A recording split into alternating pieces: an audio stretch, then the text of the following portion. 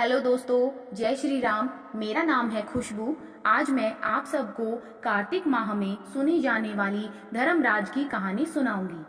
अगर आप मेरे चैनल पर नए हैं तो सबसे पहले चैनल को सब्सक्राइब कर लें। कहानी को अंत तक सुने।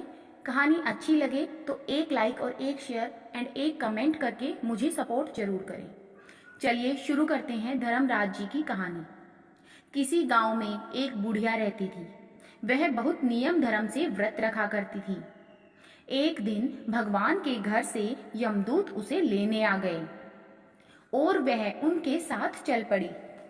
चलते चलते एक गहरी नदी आई तो यमदूत बोले कि माई, तुमने गोदान की हुई है या नहीं। बुढ़िया ने उनकी बात सुनकर मन में श्रद्धा से गाय का ध्यान किया तो वह उनके समक्ष आ गई और बुढ़िया उस गाय की पूंछ पकड़कर नदी पार कर गई। वह यमदूतों के साथ फिर आगे बढ़ी तो काले कुत्ते आ गए। यमदूत फिर बोले, कुत्तों को खाना दिया था। बुढ़िया ने मन में कुत्तों का ध्यान किया तो वे रास्ते से चले गए।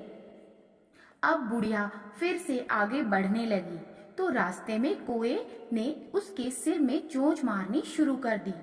तो यमदूत बोले कि ब्राह्मण की बेटी के सिर में तेल लगाया था।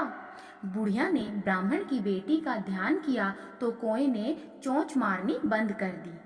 कुछ आगे बढ़ने पर बुढ़िया के पैर में कांटे चुभने लगे तो यमदूत बोले कि खड़ाऊ आदि दान की है।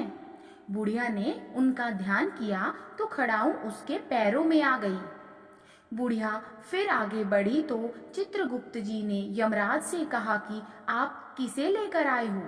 यमराज जी बोले कि बुढ़िया ने दान पुण्य तो बहुत किए हैं लेकिन धर्मराज जी का कुछ नहीं किया, इसलिए आगे द्वार इसके लिए बंद हैं। सारी बात सुनने के बाद बुढ़िया बोली कि आप मुझे सिर्फ 7 दिन के लिए वापस धरती पर भेज दो। मैं धर्मराज जी का व्रत और उद्यापन करके वापस आ जाऊंगी।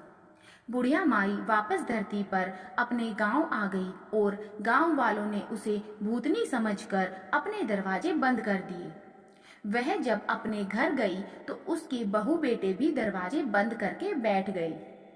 बुढ़िया ने कहा कि मैं भूतनी नहीं हूँ, मैं तो धर्मराज जी की आज्ञा से वापस धरती पर 7 दिन के लिए आई हूँ।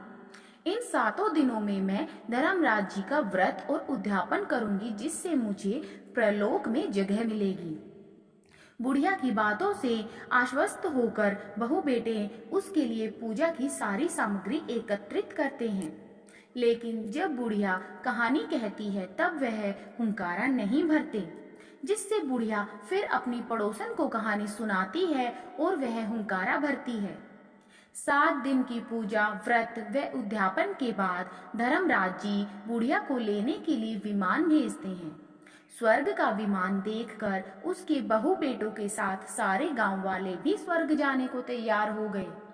बुढ़िया ने कहा कि तुम कहाँ तैयार हो रहे हो? मेरी कहानी तो केवल पड़ोसन ने सुनी है, इसीलिए वही साथ जाएगी। सारे गांव वाले बुढ़िया से धर्मराज जी की कहानी सुनाने का आग्रह करते हैं। तब बुढ़िया उन्हें कहानी सुना देती है। कहानी सुनने के बाद सारे ग्रामवासी विमान में बैठकर स्वर्ग जाते हैं। तो धर्मराज जी कहते हैं, मैंने तो विमान केवल बुढ़िया को लाने के लिए भेजा था। बुढ़िया माई कहती है कि हे धर्मराज, मैंने जो भी पुण्य किए हैं उसमें से आधा भाग आप गांव वालों को दे दो। इस तरह से धर्मराज ने ग्रामवासियों को भी स्वर्ग में जगह दे दी। हे धर्मराज महाराज, जैसे आपने बुढ़िया के साथ सभी गांव वालों को भी स्वर्ग में जगह दी, उसी तरह से हमें भी देना। कहानी सुनकर हुंकारा भरने वालों को भी और कहानी कहने वालों को भी जगह देना।